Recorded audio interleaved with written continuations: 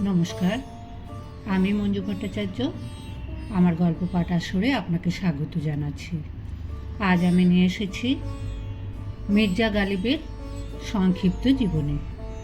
পুরো নাম তার মির্জা আবদুল্লাহ বেগ খান গালিব। 1797 খ্রিস্টাব্দের 27 ডিসেম্বর আগ্রার এক সম্পন্ন সম্মানিত মুসলমান পরিবারে তার জন্ম।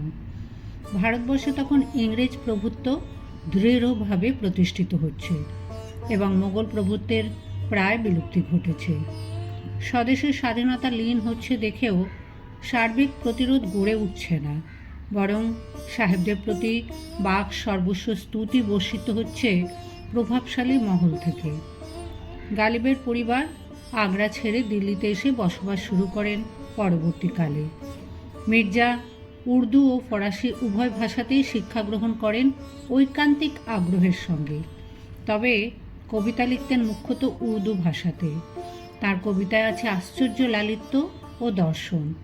এইগুলি পাঠ করলে হৃদয় যেমন তৃপ্ত হয়, তেমনি মগজে নতুন ভাবনাও আসে। ক্রমে দাবানলের মতন তাঁর কবিখ্যাতির বিস্তার ঘটে। যে কবিখ্যাতি তিনি অর্জন করেন তা যে কোনো কবির কাছে ঈর্ষণীয়। বহু মানুষের আনন্দবোধ ও মর্মবেদনা তার কবিতায় যেন বাণী রূপ লাভ করেছে। তার কবিতা পাঠ গৃহী মানুষকে ঈষৎ বিমনা করে তোলে। গালিব গদ্য রচনাতেও অতি দক্ষ। লিখতেন সেই উর্দুতেই। এক কথায় তিনি উর্দু সাহিত্যের শ্রেষ্ঠ কবি লেখক। ফরাসি ভাষাকেও তিনি সমৃদ্ধ করে যান কিছু লেখার মাধ্যমে। তার খ্যাতি ভারত ছাড়িয়ে বিদেশেও পরিব্যাপ্ত হয়। মধ্যপ্রাচ্যের দেশগুলিতে গালিবের কবিতার চাহিদা বাড়ে। মির্জা গালিবের সমুদয় কবিতাগুলিকে নিয়ে প্রকাশিত হয় দেওয়ানি গালিব। এই কাব্যগ্রন্থটি 10টি খণ্ডে প্রকাশিত, অনেক ভাষায় অনুদিত হয়েছে। বিশ্বের যে কোনো প্রান্তের কাব্যপ্রিয় মানুষের কাছে তিনি আজও শ্রদ্ধার পাত্র। তাঁর চিঠিপত্র ও গদ্য রচনাগুলিও উর্দু সাহিত্যের অমূল্য সম্পদ।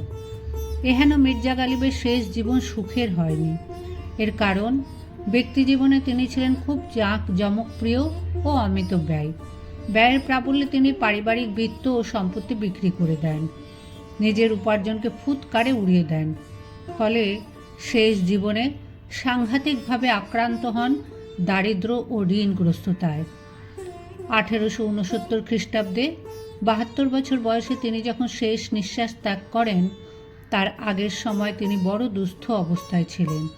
মির্জা গালিবের লেখায় এখনও সমকালীন সমাজের জীবন্ত ছবি আমরা পাই।